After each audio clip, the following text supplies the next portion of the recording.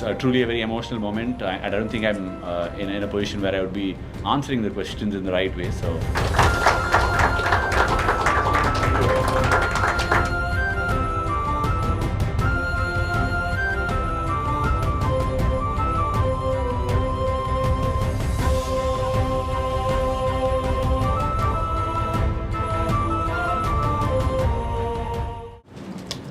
Hello everyone. I really didn't want to make this about myself. Honestly, I think it would have been better if Bumrah was here or Akashdeep was here. But Rohit is unfortunate to have me along his side. Since he said announced, it's not going to take too much of your time. This will be my last day as an Indian cricketer in all formats at the international level. I do feel there's a bit of punch left in me as a cricketer, but I would like to expose and probably showcase that in club level cricket. But this will be the last day, and I've had a lot of fun. I must say I've created a lot of memories alongside Rohit and several of my other teammates, even though I've lost some of them over the last few years. We are the last bunch of OGs, if we can say that, left out in the dressing room, and I would be marking this as my date of having played at this level. Obviously, there are a lot of people to thank, but I would be failing in my duties if I didn't thank the BCCI and the fellow teammates. Several of them. I want to name a few of them. So all the coaches who've been part of the journey. Most importantly, Rohit, Virat, Ajinkya, Pujara, who've taken those splendid catches around the bat to give me the number of wickets I've managed to get over the years. Also a big thank you to the Australian cricket team, who've been very fierce competitors. I've enjoyed my time playing against them. And I think it's already getting long. I wouldn't be taking any questions, but it's truly a very emotional moment. I don't think I'm in a position where I would be answering the questions in the right way. So please pardon me for that. And once again, yeah, that's my time. Thanks for being the journalist that you've been, writing good things and of course writing nasty things on occasions. And that's a relationship I think we would maintain forever, and I hope the cricketers to come in the future will also get the same amount of love that you've given them. Once again, thank you all, and yeah, see you all soon. As a cricketer, I've just stopped it, and I might go on to be involved with the game because this is a game that's given me everything. Right? Thank you.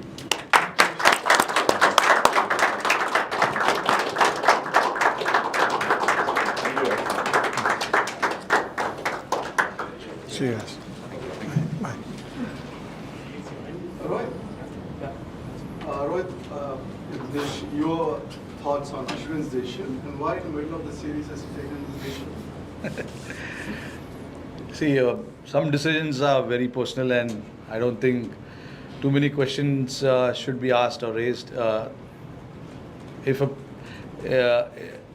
player has a choice, he has to be given that choice, and somebody like Ashwin, who's been there for us for so many years, is allowed to make those kind of decisions on his own, and we as teammates, have to respect it. And he was very sure about what he wanted to do, and the team has complete backing of his thought process. And obviously there's a bit of gap now, so for us as a team to regroup and collect our thoughts on this is very, very crucial right now. So we've got some time in between so we can think about how we need to proceed further.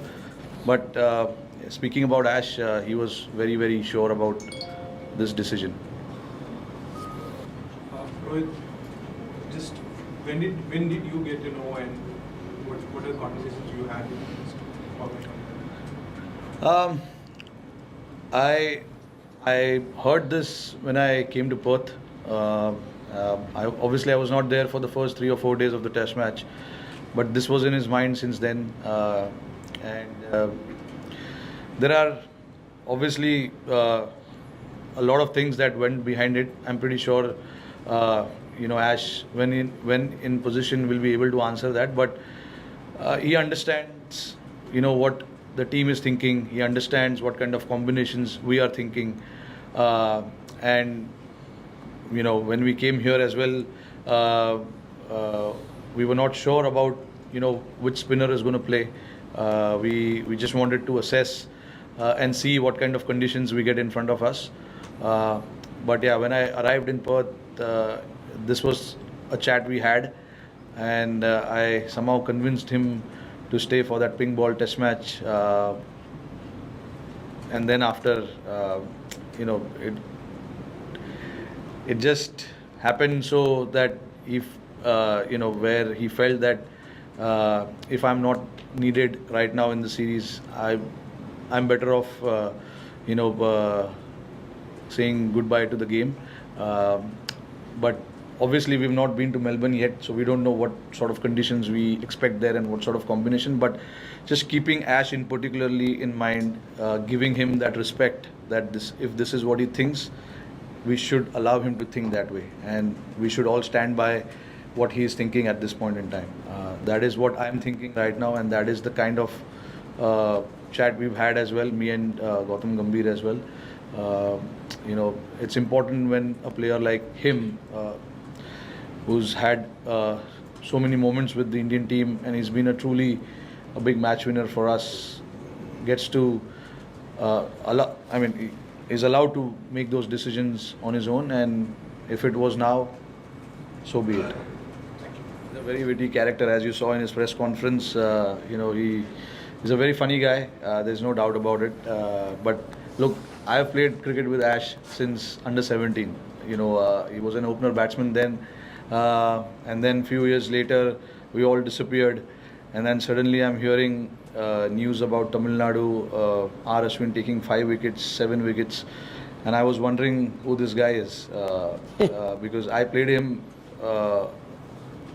as a batsman, and then suddenly he's turned out to be a bowler who's taking fifers, and then obviously at international cricket we met again, and then we had a long journey together since 2010. So it's been a long time playing together.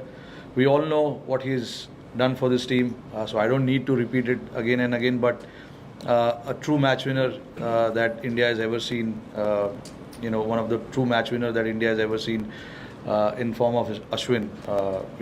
Whenever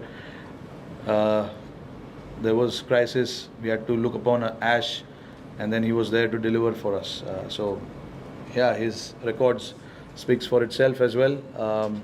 He's been such a servant of Indian cricket where he's probably not left any stone unturned.